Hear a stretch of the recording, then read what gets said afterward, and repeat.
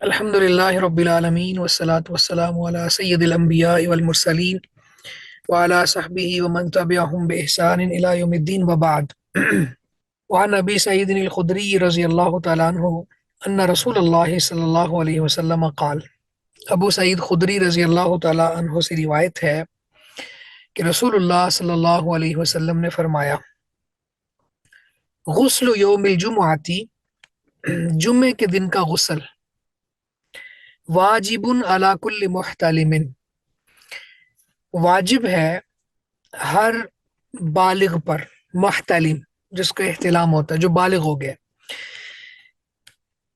جمعے کے دن کا غسل ہر بالغ پر واجب ہے۔ اخرجہ السبع، اس کو ساتوں نے بیان کیا، یعنی بخاری، مسلم، ابو داؤد، ترمذی، نسائی، ابن ماجہ اور احمد۔ اب یہ حدیث ہے، اگلی حدیث میں انشاءاللہ ہم ساتھ ملا کے پھر اس مسئلے کو کنکلیوڈ کریں گے۔ تو یہاں پہ اس حدیث کی حد تک اگر ہم دیکھیں تو پھر جمعے کے دن کا غسل اس کو واجب قرار دیا ہے شریعت نے۔ اگلی حدیث سمرہ رضی اللہ تعالیٰ عنہ، سمرہ بن جندب رضی اللہ تعالیٰ عنہ سے ہے۔ قال قال رسول اللہ صلی اللہ علیہ وسلم، کہتے ہیں کہ رسول اللہ صلی اللہ علیہ وسلم نے فرمایا: من توضا یوم الجمعۃ فبہا ونعمت، من جس نے توضا وضو کیا، یوم الجمعۃ جمعے کے دن، فبہا، یہ جو فبہا کا لفظ ہے نا، اس کو سمجھ لیجئے، اس کا معنی ہوتا ہے کہ بعض نے کہا کہ رخصت کے معنی میں بھی ہے، اور اسی طرح اس کا معنی ہوتا ہے کہ بہتر ہے، اور یعنی ایسی چیز جو مفضول ہے، افضل نہیں ہوتی۔ فبیہا و نعمت، اچھا اور بہتر ہے۔ جس نے جمعے کے دن وضو کیا، اس نے اچھا کام کیا اور بہتر کام کیا۔ ومن اغتسل فالغسل افضل، اور جس نے غسل کیا تو غسل افضل ہے۔ سمرہ بن جندب رضی اللہ تعالیٰ عنہ کی جو حدیث ہے اس میں کہتے ہیں کہ رسول اللہ صلی اللہ علیہ وسلم نے فرمایا کہ جس نے جمعے کے دن وضو کیا، فبیہا و نعمت، تو اس نے اچھا کیا۔ یہ نعمت جو ہے یہ فعل مدح ہے، تعریف کے لیے آتا ہے۔ تو لیکن جس نے غسل کیا تو غسل افضل ہے۔ اب دو احادیث ہمارے پاس جمع ہو گئی ہیں۔ پہلی حدیث پیچھے ہے جس کے اندر یہ آیا کہ جمعے کے دن جو غسل ہے وہ ہر بالغ پر واجب ہے۔ یہ ابو سعید خدری رضی اللہ تعالیٰ عنہ کی حدیث ہے کہ ہر بالغ پر، محتلم، محتلم کا معنی آپ ماشاءاللہ سمجھتے ہیں، اس کو ہم نے پہلے بھی ڈسکس کیا ہوگا اس مسئلے کو۔ تو جس کو احتلام ہوتا ہے، جو احتلام کے قابل ہے، وہ بالغ ہے، تو بالغ پر واجب ہے۔ تو یہ حدیث اگر دیکھا جائے صحت کے اعتبار سے بھی زیادہ اتھینٹک ہے، اور دوسری روایت جو ہے وہ اگرچہ وہ بھی اتھینٹک ہے لیکن یہ زیادہ قابل ترجیح ہے۔ اب ان دو احادیث کو لے کر پھر فقہا ڈیوائیڈ ہو گئے۔ بعض فقہا نے کہا کہ غسل کرنا واجب ہے، کیونکہ بالکل وضاحت کے ساتھ اللہ کے نبی صلی اللہ علیہ وسلم نے یہاں پہ حکم ارشاد فرما دیا، واجب علی کل محتلم۔ لیکن بعض نے کہا چونکہ ہمارے پاس وجوب کو استحباب کی طرف پھیرنے والا قرینہ ایک مل گیا ہے اگلی حدیث میں، کہ آپ نے فرمایا فبیہا و نعمت، تو اگر واجب ہوتا تو آپ یہ نہ فرماتے، اگر واجب ہوتا تو پھر آپ یہ نہ فرماتے کہ اچھا ہے وضو کرنا بھی، اس کی بھی تعریف نہ کرتے۔ تو آگے پھر آپ نے خود کہہ دیا وَمَنِ اغْتَسَلَ فَالْغُسْلُ أَفْضَلُ، جو غسل کرے تو غسل افضل ہے۔ تو کیا معنی ہوا پھر یہاں پہ؟ اگرچہ یعنی جمعے کے دن کا وضو جو ہے وہ مستحب ہے، لیکن احتیاط کا تقاضا یہ ہے کہ غسل کرنا چاہیے، کیونکہ غسل کرنا یہ پھر افضل بھی تو ہے نا۔ تو اگر یہ واجب بھی ہو تو پھر جس نے غسل کیا ہوگا تو پھر وہ اس تاکید میں شامل ہو جائے گا، اس حکم کو وہ فالو کر لے گا۔ لیکن بہرحال فقہا جو ہیں وہ اس کو استحباب کی طرف لے کے گئے ہیں۔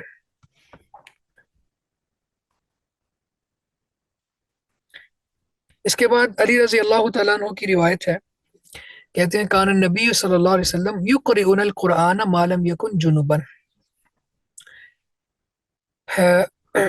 جی زبیر بھائی آپ آخر میں سوال کر لیں پلیز. صحیح ہے سر، اوکے.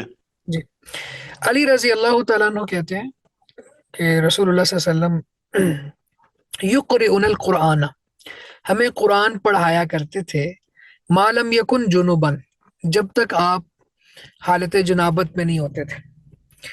رواہ احمد والاربعۃ وہذا لفظ الترمذی وحسنہ. امام احمد نے اور چاروں نے روایت کیا ہے اس کو، یعنی امام احمد کو ڈال کے 5 ہو گئے، احمد، ابو داؤد، ترمذی، نسائی، ابن ماجہ. وہذا لفظ ترمذی، اور یہ جو الفاظ ہیں یہ جامع ترمذی کے ہیں. اور وحسنہ، امام ترمذی رحمہ اللہ نے اس حدیث کو حسن قرار دیا ہے. وصححہ ابن حبان، اور ابن حبان نے اس کو صحیح قرار دیا. حسن، صحیح، اور پھر ان کی آگے جو کیٹیگریز ہیں، صحیح لذاتی، صحیح لغیرہ، حسن لذاتی، حسن لغیرہ، یہ سب اصول حدیث کی باتیں ہیں. تو یہ حدیث بالکل صحیح ہے، اتھینٹک ہے، اور اس کے اندر یہ بات سمجھ آتی ہے کہ جب تک حدث اکبر لاحق نہ ہو تب تک قرآن پڑھا جا سکتا ہے، پڑھایا جا سکتا ہے. اور ویسے تو قرآن مجید پڑھنے سے پہلے وضو کرنا یہ مستحب ہے، واجب نہیں ہے، لیکن بہتر ہے کہ وضو کر لیا جائے، تو صرف وضو بھی کافی ہوگا. اور اس کے بعد پھر اگر حد سے اکبر ہے تو پھر قرآن مجید کو پڑھنا بھی موقوف کر دینا ہے، پڑھانا بھی موقوف کر دینا ہے. یہ حدیث ہمیں یہ بات بتاتی ہے. اس حدیث سے بہت سی باتیں اخذ ہوتی ہیں. ایک بات یہ بھی اخذ ہوتی ہے کہ قرآن کی تعلیم دینی چاہیے، قرآن کی تعلیم حاصل کرنی چاہیے. ٹھیک ہے، یقرؤون القرآن، یعنی ہمارے ہاں قرآن مجید کی تعلیم کو بہت یعنی ایک اگنور کیا جاتا ہے، اور قرآن پڑھانے والا یا قرآن پڑھنے والا یا اس کے لیے وقت نکالنے والا، اس کو کوئی اتنی ویلیو نہیں دیتی ہماری سوسائٹی یا ہمارا معاشرہ. لیکن اللہ کے نبی صلی اللہ علیہ وسلم خود یہ کام کر رہے تھے. آپ دیکھیں، یعنی ہمارے ہاں یہاں پہ سٹینڈرڈز بدل گیا نا. کوئی بزنس میں لگا ہوا ہے، کوئی حرج نہیں ہے، بزنس کرنا چاہیے، لیکن للچائی ہوئی نظروں سے کس کو دیکھا جا سکتا ہے؟ جو قرآن پڑھتا اور پڑھاتا ہے. جیسے اللہ کے نبی صلی اللہ علیہ وسلم نے فرمایا لا حسد الا فی اثنتین، 2 بندوں کے سوا کسی پر رشک، حسد جائز نہیں ہے. حسد کا معنی ہوتا ہے کہ دل کے اندر چیز کو ڈال لینا کہ کاش میں ایسا کرتا یا میں ایسا ہوتا. تو اس میں آپ نے 2 چیزیں بتائیں. ایک چیز کیا تھی کہ ایسے بندے کے اوپر رشک جائز ہے جو جس کو اللہ تعالیٰ نے مال دیا ہو اور وہ دن رات اللہ کے راستے میں خرچ کرتا ہو. اور دوسرا وہ ہے کہ اللہ تعالیٰ نے اس کو قرآن کا علم دیا، فَهُوَ يَقُومُ بِهِ آنَاءَ اللَّيْلِ وَآنَاءَ النَّهَارِ، تو وہ دن کو بھی اس کے ساتھ کھڑا ہوا ہے، رات کو بھی اس کے ساتھ کھڑا ہوا ہے. تو اس کا 2 معنی ہیں کھڑا ہونے کے، کہ وہ رات کو اس کے ساتھ قیام کرتا ہے، اور یہ بھی ہے کہ قرآن مجید سے اپنے فیصلے لیتا ہے، اپنی زندگی کے فیصلے قرآن سے لیتا ہے. تو بہرحال اللہ کے نبی صلی اللہ علیہ وسلم، علی رضی اللہ تعالیٰ عنہ فرماتے ہیں ہمیں قرآن پڑھاتے تھے. سبحان اللہ. اور اگلا مسئلہ جو اس حدیث میں اور اس باب سے متعلق ہے وہ ہے مالم یکن جنوبن، جب تک آپ حالت جنابت میں نہیں ہوتے تو حالت جنابت میں پھر تلاوت موقوف کر دینی چاہیے. اس کے بعد ابو سعید خدری رضی اللہ تعالیٰ عنہ کی حدیث ہے، کہتے ہیں کہ رسول اللہ صلی اللہ علیہ وسلم نے فرمایا اذا اتا احدکم اہلہ، جب تم میں سے کوئی ایک اپنی اہلیہ کے پاس جائے، ثم اراد ان یعود، پھر وہ دوبارہ سے پلٹنا چاہے، فلیتوضا بینہما وضوءا، پھر اس کو چاہیے کہ ان دونوں کے درمیان وضو کر لے. رواہ مسلم، مسلم نے اس کو روایت کیا ہے. زاد الحاکم، امام حاکم نے اس میں اضافہ کیا فَإِنَّهُ أَنشَطُ لِلْعَوْدِ، بس بے شک یہ لوٹنے کے لیے زیادہ فرحت کا باعث ہے یا پھر زیادہ چستی کا باعث ہے، انسان کو ایکٹیو کر دیتا ہے. وَلِلْأَرْبَعَةِ عن عائشہ رضی اللہ تعالیٰ عنہ، اور چاروں نے، یعنی جو اصطلاحات ہم نے پڑھی ابھی بھی ڈسکس ہوئی ہیں، ان میں عائشہ رضی اللہ تعالیٰ عنہ سے مروی ہے، قالت کہتی ہیں کان رسول اللہ صلی اللہ علیہ وسلم ینام وهو جنوب، کہ اللہ کے نبی صلی اللہ علیہ وسلم سو جاتے تھے اس حال میں کہ آپ جنبی ہوتے تھے، من غیر ان یمس ماء، اس کے علاوہ کہ آپ پانی کو چھوئیں، یعنی پانی کو چھوئے بغیر حالت جنابت میں آپ سو جاتے تھے۔ پچھلی روایات تو ٹھیک ہے، لیکن یہ روایت معلول ہے۔ اس کے معلول ہونے کی وجہ یہ ہے کہ ابو اسحاق ابو الاسود کے واسطے سے بیان کرتے ہیں، یہ یہاں پہ یہ پوری تفصیلات موجود ہیں۔ تو ابو اسحاق کا ابو الاسود سے سما ثابت نہیں ہے، یعنی انہوں نے یہ روایت کبھی سنی نہیں ہے، یا اس کے علاوہ بھی سما ثابت نہیں ہے، تو کیسے ہو سکتا ہے کہ پھر انہوں نے یہ حدیث لی ہو؟ تو یہ باقی پچھلی روایت تو ساری باتیں آتھورائز ہیں، لیکن یہ جو آخری بات ہے نا کہ آپ حالت جنابت میں پانی کو ٹچ کیے بغیر سو جاتے تھے، یہ بات معلول ہے، اس میں خفیہ علت ہے، اور علت اب آگے ابھی ہم نے ڈسکس کر لی ہے۔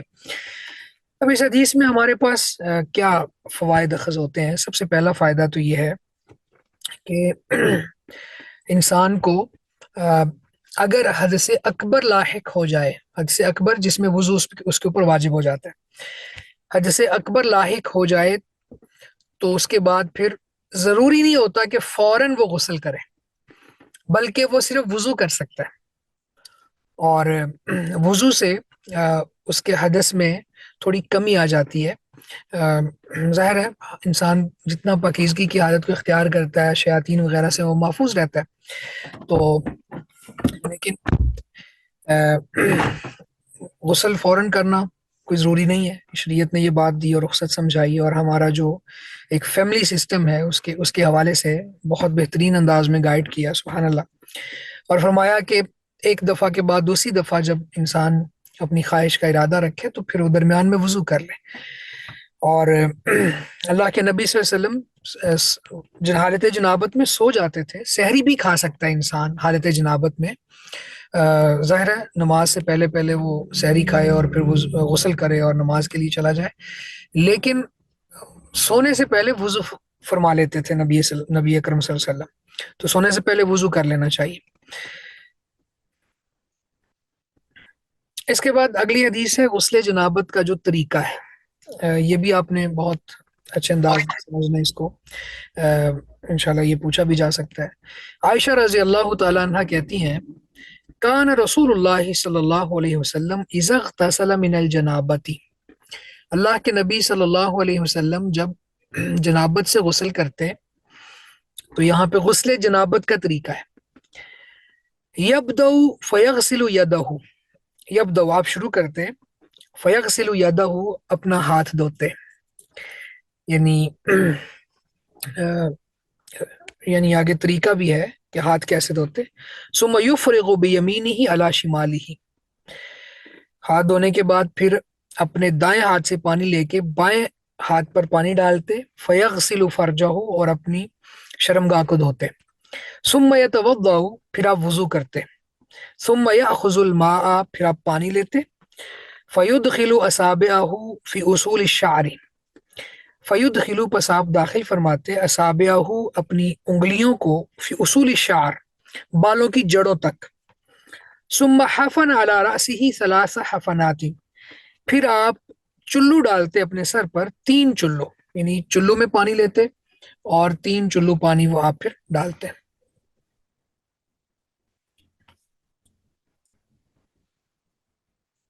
ثم افاض علی سائر جسدہ، پھر آپ پورے جسم پر پانی ڈال لیتے، ثم غسل رجلیہ، پھر آپ اپنے دونوں پاؤں دھوتے، متفق علیہ واللفظ لمسلم، بخاری مسلم کی روایت ہے اور یہ الفاظ مسلم کے ہیں، یعنی اللہ کے نبی صلی اللہ علیہ وسلم جب غسل جنابت کا ارادہ رکھتے ہیں تو آپ اپنے پہلے ہاتھ دھوتے، پھر آپ دائیں ہاتھ سے پانی لے کے بائیں پر ڈالتے اور شرمگاہ کو دھوتے، پھر آپ وضو فرماتے، پھر پانی لے کے جو اپنی انگلیوں کو پانی لگا کے اصول الشعر یعنی بالوں کے جو جڑیں ہوتی ہیں اس کے اندر خلال کرتے، پھر آپ اپنے سر پر 3 چلو پانی ڈالتے، پھر پورے جسم پر پانی بہاتے، ثم غسل رجلیہ، پھر آپ آخر میں اپنے پاؤں دھو لیتے۔ یہ اگلا بھی حصہ ہے، وَلَهُمَا، یہ درمیان میں ایک اور کام بھی ہے، وَلَهُمَا فی حدیث میمونہ تھا، اور بخاری مسلم میں ہی میمونہ رضی اللہ تعالیٰ عنہ کی، ام المومنین کی حدیث ہے، ثم افرغ علی فرجہ وغسلہ بشمالہ، پھر آپ پانی کو اپنی شرمگاہ پر ڈالتے اور لیفٹ ہینڈ سے، بائیں ہاتھ سے اس کو دھوتے، ثم ضرب بها الارض، پھر آپ اس ہاتھ کو زمین پر، مٹی پر ملتے۔ تو یہاں پہ مٹی پر ملنے کے علاوہ جو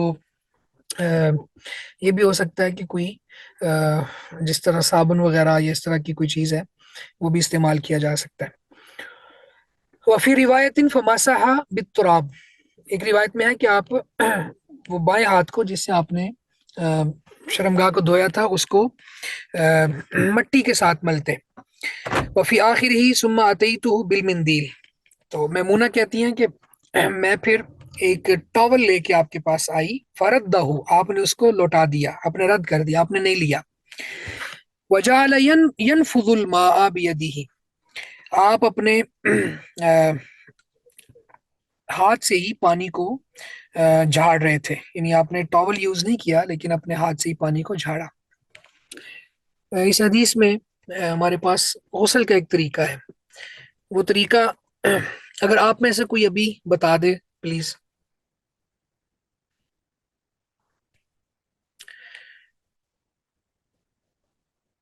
یعنی یہ جو طریقہ بھی ہم نے پڑھا ہے، یہی طریقہ فالو کرتے تھے آپ لوگ یا کوئی اور طریقہ آپ کے ذہن میں ہے؟ سر اور طریقہ میں تو مطلب فالو کرتا تھا، ٹھیک ہے، اچھا چلیں وہ اس طرح کے پہلے مطلب ہاتھوں کو دھونا۔ اس کو ہم انشاءاللہ آخر میں رکھتے ہیں۔ آخر سے مراد ہے، اگر ابھی ممکن نہ ہوا تو انشاءاللہ پھر دیکھ لیں گے، ابھی کچھ حدیث اور پڑھ لیتے ہیں۔ ام سلمہ رضی اللہ تعالی عنہا کی حدیث ہے، قالت کہتی ہیں قلت یا رسول اللہ، میں نے کہا اے اللہ کے رسول صلی اللہ علیہ وسلم۔ جی، جی سر آ ام رہی ہے۔ سلمہ رضی اللہ تعالی عنہ کہتی ہیں کہ میں نے کہا اللہ کے رسول، انی امرات اشد شعر راسی، میں ایسی عورت ہوں کہ جو اپنے سر کے بالوں کو باندھ لیتی ہوں۔ اشد یعنی آپ یوں سمجھیں کہ ٹائٹلی ان کو کسی چیز کے ساتھ باندھ لینا، یا جس طرح مینڈیاں وغیرہ بنا لیتی ہیں خواتین، تو وہ کر لیتی ہوں۔ افان انقضه لغسل الجنابتی، کیا میں غسل جنابت کے لیے ان کو کھولوں گی؟ وفی روایت وللحیضہ، اور ایک روایت میں ہے کہ حیض کے غسل کے لیے۔ فقال، تو آپ نے فرمایا لا انما یکفیکی ان تحثی علی رأسکی ثلاث حسیات، آپ نے فرمایا نہیں، آپ کے لیے صرف اتنا کافی ہے کہ آپ اپنے سر پر 3 چلو پانی بہا دو۔ رواہ مسلم، یہ مسلم کی روایت۔ یعنی اس حدیث میں ام سلمہ رضی اللہ تعالیٰ عنہ نے جب یہ پوچھا کہ غسل جنابت کے لیے مجھے میرے بالوں کو کھولنا ضروری ہوگا، تو آپ نے فرمایا نہیں، آپ اچھا وہ پانی اس طرح سے ڈالنا ہوتا ہے تاکہ وہ جڑوں تک چلا جائے، جڑوں تک پہنچ جائے، تو اس کے لیے پھر بال کھولنے ضروری نہیں ہوتے۔ تو یہ دیکھیں شریعت نے کتنی زیادہ اس میں ہمارے لیے سہولت رکھی ہے، آسانی رکھی ہے۔ سر یہ جی کتنی دفعہ دھوتے ہیں؟ جی جی، سر کتنی دفعہ دھوتے ہیں؟ غسل جنابت کا طریقہ تو وہی فالو کرنا ہے نا جو پیچھے موجود ہے، تو اس میں بس تھوڑا اہتمام یہ کر لینا ہے، یعنی وہ جو وہاں پہ ہے نا کہ 3 چلو سر پہ ڈالنے ہیں، تو وہ اس طرح سے ڈالنے ہیں، آپ کے بال کھولنے کی ضرورت نہیں ہے، لیکن اس کے اوپر ہی پانی ڈالیں اور وہ جڑوں تک پہنچ جائے۔ ویسے تو خلال بھی کرنا ہے لیکن اس انداز میں ڈال لیں کہ کھولنے کی ضرورت نہیں ہے، بال سارے گیلے ہو جائیں۔ تو یہ صحیح مسلم کی حدیث ہے۔ اس کے بعد اگلی حدیث عائشہ رضی اللہ تعالیٰ عنہ سے ہے، قالت کہتی ہیں قال رسول اللہ صلی اللہ علیہ وسلم، کہ رسول اللہ صلی اللہ علیہ وسلم نے فرمایا انی لا احل المسجد لحائض ولا جنوب، کہ بے شک میں مسجد کو حائضہ عورت کے لیے اور جنبی کے لیے حلال نہیں کرتا، یعنی ان دونوں کو مسجد میں آنے کی اجازت نہیں دیتا، یہ ہے معنی لا احل۔ رواہ ابو داود وصححہ ابن خزیمہ، ابو داود نے بیان کیا ہے اور ابن خزیمہ نے اس کو صحیح قرار دیا ہے۔ تو یہاں پہ اس حدیث میں ہمیں یہ سمجھ آئی کہ یعنی مخصوص ایام والے جو ہیں خواتین وہ بھی، اور اسی طرح سے جو حج سے اکبر لاحق ہوا ہو وہ بھی، تو یہ دونوں جو ہیں یہ نہیں آ سکتے مسجد میں۔ اچھا، یہاں پہ کچھ تفصیلات ہیں کہ مسجد سے گزر سکتے ہیں وہ، یعنی مسجد سے گزر سکتے ہیں، گزرنے میں کوئی مسئلہ نہیں ہے۔ جس طرح عائشہ رضی اللہ تعالیٰ عنہ کی ایک حدیث ہے نا کہ جی جی ابو اندر بیٹھے ہوئے تھے۔ جس طرح عائشہ رضی اللہ تعالیٰ عنہ کی حدیث ہے کہ میں مسجد میں کوئی چیز وغیرہ پکڑا دیتی تھی رسول اللہ صلی اللہ علیہ وسلم کو، اور اسی طرح جب کھانا وغیرہ بنتا تھا تو بعض لوگ کراہت کرتے ہیں کہ اس حالت میں اب آٹا گوندنا ہوتا ہے اور اس طرح کی چیزیں، تو نبی صلی اللہ علیہ وسلم نے یہاں پہ یہ فرمایا کہ لیست حیزتو کی فی یدی کی، کہ تیرا جو یہ عمل ہے یا جو اللہ تعالیٰ نے ایک طبی چیز رکھی ہے عورت کے لیے، یہ ہاتھ میں تو نہیں ہے نا، تو اس لیے اس کے ساتھ تعامل کرنا اور یہ سارے معاملات دیکھنا یہ بالکل صحیح ہے۔ اس کے بعد اگلی حدیث ابو ہریرہ رضی اللہ تعالیٰ عنہ سے ہے، کہتے ہیں قال رسول اللہ صلی اللہ علیہ وسلم ان تحت کل شعرۃ جنابۃ، کہ ہر بال کی تہ کے نیچے جنابت کا اثر ہوتا ہے۔ فغسلوا الشعر، تو بالوں کو آپ دھو لو، وانقوا البشر، اور جسم کو بھی صاف کیا کرو۔ بشر کہتے ہیں چمڑی کو، تو چمڑی کو بھی صاف کیا کرو۔ یہ حدیث صحیح نہیں ہے، ایک مجہول راوی کی وجہ سے یہ حدیث اتھینٹک نہیں ہے، ورنہ بعض لوگ تو پھر یہاں پہ بہت زیادہ سختی کرتے ہیں کہ ایک ایک بال کے نیچے جو ہے وہ جنابت ہے، تو یہ وہ والی روایت ہے جو ضعیف ہے اور اس کو دلیل نہیں بنایا جا سکتا۔ حدیث کیا ہے؟ ان تحت کل شعرۃ جنابۃ، بے شک ہر بال کے نیچے ہی جنابت کا اثر ہوتا ہے۔ فغسلوا الشعر، تو بالوں کو دھو لو، وانقوا البشر، اور بالوں کے نیچے جو جلد ہے اس کو بھی آپ صاف رکھو، یعنی اس کو بھی تر کرنا پڑے گا۔ تو اتنی سختی شریعت میں نہیں ہے، یعنی اس طرح کی سختیاں شریعت میں نہیں ہے۔ جہاں پہ شریعت ضروری سمجھتی ہے وہاں پر تو وہ باؤنڈ کرتی ہے، پابند کرتی ہے، لیکن اس طرح کی سختیاں نہیں ہیں۔ اب دیکھیں رواہ ابو داود و ترمذی، ابو داود اور ترمذی نے اس کو بیان کیا ہے، وضعفاہ، اور ان دونوں نے ہی اس حدیث کو ضعیف قرار دیا۔ ولی احمد عن عائشہ رضی اللہ تعالی عنہ نحوہ، اور مسند احمد میں عائشہ رضی اللہ تعالیٰ عنہ سے بھی اس طرح کی ایک حدیث ہے، وفیہ راو مجہول، اور اس میں ایک مجہول راوی بھی ہے۔ اس کے بعد باب التیمم، تیمم کا باب شروع ہوتا ہے۔ یہ بھی اللہ تعالیٰ نے اپنے بندوں پر ایک بہت بڑی رخصت رکھی ہے۔ تیمم کا لغوی معنی ہوتا ہے قصد کرنا یا ارادہ کرنا۔ قرآن مجید کی آیت کے ساتھ ایک نص ہے سورہ المائدہ میں، فَلَمْ تَجِدُوا مَاءً فَتَيَمَّمُوا صَعِيدًا طَيِّبًا، اس نص کے ذریعے اس کی مشروعیت ہوتی ہے۔ اور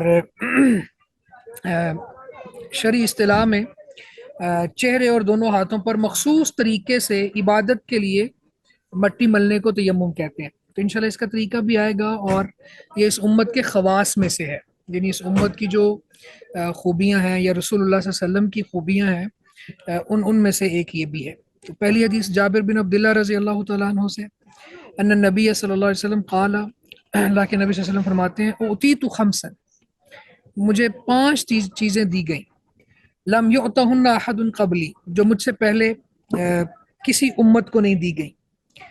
اس میں سب سے پہلی ہے نصرت بالرعب،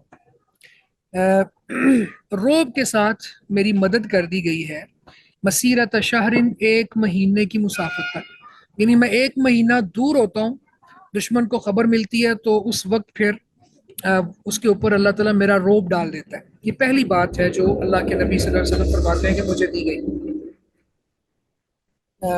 اس کے بعد وجعلت لی الارض مسجدا وطہورا، میرے لیے زمین کو مسجد اور پاکیزگی کا ذریعہ بنا دیا گیا ہے، یعنی مسجد کو میرے لیے زمین کو میرے لیے مسجد بنا دیا گیا ہے اور پاکیزگی کا ذریعہ بنا دیا گیا ہے۔ اسی طرح فرمایا فَأَيُّمَا رَجُلٍ أَدْرَكَتْهُ الصَّلَاةُ فَلْيُصَلِّ، بس جو بھی شخص ہے اس کو نماز کا وقت پہنچ جائے تو وہ نماز پڑھ لے. وذکر الحدیث، اور پوری حدیث ذکر کی، باقی بھی 3 چیزیں وہ بھی ڈسکس کرتے ہیں. وفی حدیث حذیفہ عند مسلم، اور مسلم کی حدیث میں حذیفہ رضی اللہ تعالیٰ عنہ کی روایت ہے، وجعلت تربتها لنا طہورا اذا لم نجد الماء، کہ مٹی کی جو زمین کی جو مٹی ہے وہ ہمارے لیے پاکیزگی کا ذریعہ بنا دی گئی ہے اگر ہم پانی نہ پائیں. تو یہ بھی تیمم کی مشروعیت کی بات ہے. وعن علی رضی اللہ تعالیٰ عنہ عند احمد، علی رضی اللہ تعالیٰ عنہ سے مسند احمد میں ہے، وجعل التراب لی طہورا، اور میرے لیے مٹی کو طہارت کا ذریعہ بنا دیا گیا ہے. اب یہ احادیث ہمارے پاس، اس میں سب سے پہلے جو اللہ کے نبی صلی اللہ علیہ وسلم نے فرمایا نا کہ مجھے 5 چیزیں دی گئی ہیں، اور ان میں سب سے پہلی ہے کہ 1 مہینے کی مسافت کا سفر ابھی رہتا ہوتا ہے تو دشمن پر اللہ تعالیٰ میرا روب ڈال دیتا ہے. یعنی 1 مہینہ ابھی پڑا ہوتا ہے مسافت کے لیے کہ ابھی میں سفر کروں گا اور جاؤں گا. ظاہر اس دور میں جو سفر ہوتے تھے وہ بڑے یعنی مشکل ہوتے تھے، اور اتنے فاسٹ چیزیں نہیں ہوتی تھیں کہ ہم ایک جگہ سے دوسری جگہ پہنچ جائیں. تو اس لیے قافلے چلتے اور لشکر چلتے، اور اللہ کے نبی صلی اللہ علیہ وسلم جب کسی قوم کے خلاف جہاد کا ارادہ رکھتے اور اقدامی جہاد کرتے، یعنی آپ اوفینسو پوزیشن میں ہوتے اور اقدامی جہاد کرنے کے لیے جب وہاں پہ جا رہے ہوتے آپ، تو اس وقت پھر دشمن کے اوپر پہلے سے ہی روب طاری ہو جاتا. یہ ایک چیز ہے جو اللہ کے نبی صلی اللہ علیہ وسلم فرماتے ہیں مجھے دی گئی.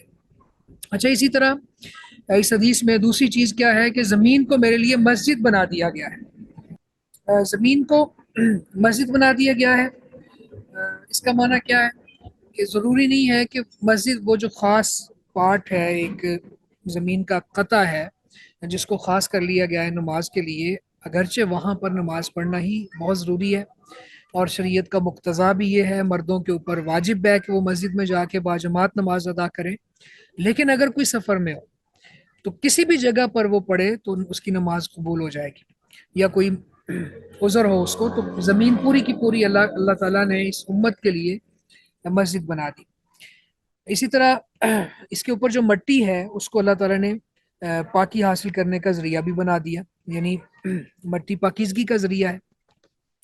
اور اس کے تیمم کے لیے یعنی مٹی کام آتی ہے، یہ باب بھی تیمم کا باب ہے. اور اس کے علاوہ غنیمتوں کو حلال کر دیا ہے اللہ تعالیٰ نے. یعنی پہلے امتوں میں جو جنگیں ہوتی تھیں، لڑائیاں ہوتی تھیں، اور اس کے بعد پھر مال غنیمت ملتا تھا تو وہ حلال نہیں ہوتا تھا، لیکن اس امت کے لیے نبی صلی اللہ علیہ وسلم نے اللہ تعالیٰ کی اذن اور اجازت سے غنیمتوں کو حلال کر دیا. اور اسی طرح شفاعت کبریٰ، شفاعت کبریٰ کا معنی کیا ہے کہ اس امت کا اختصاص ہے کہ نبی صلی اللہ علیہ وسلم کو ہر نبی کو اللہ تعالیٰ نے ایک دعا دی، لیکن نبی صلی اللہ علیہ وسلم نے وہ دعا محفوظ رکھی ہوئی ہے، اور اس امت کا، اس نبی کا اختصاص ہے کہ قیامت والے دن جو حساب کتاب شروع کروایا جائے گا وہ آپ کی سفارش سے ہوگا. تو یہ مختلف چیزیں ہیں جو دی گئی ہیں. تو اس میں ہمارا جو محل شاہد ہے وہ اس مٹی کو پاکیزگی کا ذریعہ بنا دیا گیا ہے جب ہم پانی نہ پائیں، اذا لم نجد الماء، جب ہم پانی نہ پائیں. اس کے بعد اگلی حدیث، یہ آخری حدیث ہم پڑھتے ہیں انشاءاللہ، باقی پھر دیکھیں گے. عمار بن یاسر رضی اللہ تعالیٰ عنہما کہتے ہیں، بعثنی النبی صلی اللہ علیہ وسلم فی حاجت، اللہ کے نبی صلی اللہ علیہ وسلم نے مجھے کسی کام کے لیے بھیجا، فاجنبت، تو میں جنبی ہو گیا، فلم اجد الماء، تو میں پانی نہیں پایا، یعنی پانی مجھے نہیں ملا. نماز ظاہرہ پڑھنی ہوتی ہے. اب یہاں پہ ایک بات سمجھیں کہ مومن کبھی بھی نجاست کی حالت میں یا حدث اکبر کی حالت میں بہت لمبا عرصہ نہیں گزار سکتا.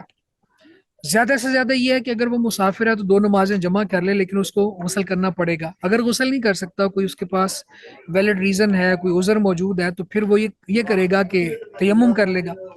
تو رخصتوں پہ عمل وہ کرتا رہے گا، یعنی جتنی شریعت نے رخصتیں دی ہوئی ہیں ان پر وہ عمل کرے گا، لیکن یہ نہیں ہو سکتا کہ وہ 1 ہفتہ تک، 1 مہینے تک وہ حد سے اکبر میں ہی رہے.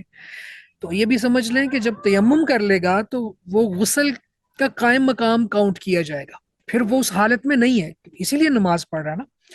تو خیر رستے میں تھے, کسی کام کے لیے جا رہے تھے, تو کہتے ہیں میں مجھے حد سے اکبر لاحق ہو گیا, فلم اجد الماء, اور پانی بھی نہیں پایا میں نے, فتمرغت فی الصعید, میں مٹی میں لوٹ پوٹ ہو گیا, رولڈ آن دا ارتھ کہہ لیں آپ, یعنی اپنے آپ کو جس طرح انسان کرتا ہے نا گھما کے مٹی کے اوپر. آگے آ رہی ہے کہ جس طرح کوئی اینیمل کرتا ہے, کوئی جانور کرتا ہے, کما تمرغ الدابہ, جس طرح کوئی چوپایا زمین پر لوٹ پوٹ ہو رہا ہوتا ہے, اپنی تھکاوٹ دور کرنے کے مختلف انداز ہوتے ہیں. تو جس طرح وہ جانور زمین پر لوٹ پوٹ ہوتا ہے تو میں بھی اس طرح ہو گیا. اب ان کے علم میں نہیں تھا تیمم کا طریقہ کیا ہے, اور صرف ہاتھ اور چہرے کے اوپر مٹی لگا لینا کافی ہوتا ہے, تو پتہ نہیں تھا. لیکن اتنا پتہ تھا کہ اب مٹی جو ہے یہ پاک کرتی ہے, اور جنابت کا نعم البدل ہے یہ, یعنی اس کا بدل بن جاتی ہے.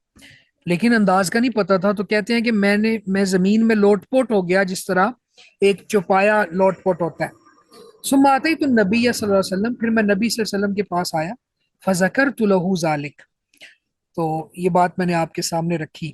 فقال, تو آپ نے فرمایا, انما کان یکفیک ان تقول بیدیک ہاکذا, بے شک آپ کے لیے یہی کافی تھا کہ آپ اس طرح سے کر لیتے اپنے ہاتھوں کے ساتھ. ثم ضرب بیدیہ الارض, پھر آپ نے اپنے دونوں ہاتھوں سے زمین پر ضرب لگائی, ہاتھ مارا, ضربتن واحدتن, ایک ہی ضرب, یعنی دونوں ہاتھوں کو کی ہتھیلیوں کو زمین پر ایک ہی بار مارا. ثم مسح الشمال علی الیمین, پھر بائیں سے دائیں پر مسح کیا. وظاہر کفیہ ووجہہ, اور ظاہر ہتھیلیوں پر, ہتھیلیوں کے ظاہری حصے پر, یعنی ہتھیلیوں کے دو حصے ہوتے ہیں نا, آپ یوں سمجھیں کہ جب ہاتھ سیدھا رکھیں تو ایک اوپر والا حصہ ہوتا ہے اور ایک نیچے والا حصہ ہوتا ہے. تو جو اوپر والا حصہ ہے وہ ہے ظاہر کفیہ, آپ کی ہتھیلیوں کا ظاہری حصہ, اس پر بھی, ووجہہ, اور اپنے چہرے پر بھی آپ نے پھر مسح فرمایا. متفق علیہ واللفظ لمسلم, بخاری مسلم میں یہ ہے اور یہ الفاظ مسلم کے ہیں. اب اس حدیث میں عمار بن یاسر رضی اللہ تعالیٰ عنہ معنی میں جو اپنا واقعہ بتایا, اسے ایک بات یہ سمجھ آتی ہے کہ اجتہاد کرنا چاہیے.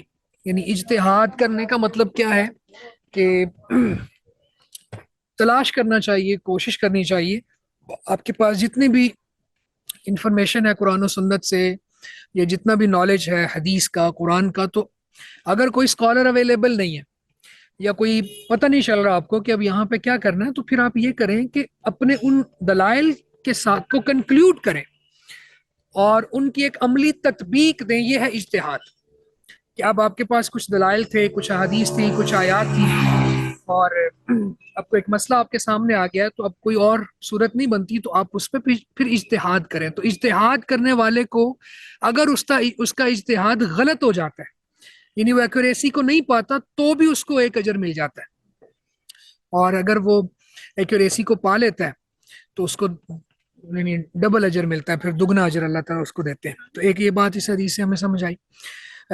دوسری بات جو سمجھ آئی وہ یہ ہے کہ تیمم کا طریقہ, تو تیمم کے طریقے سے انشاءاللہ ہم بات پھر دوبارہ سے شروع کریں گے. بہت شکریہ آپ سب کا.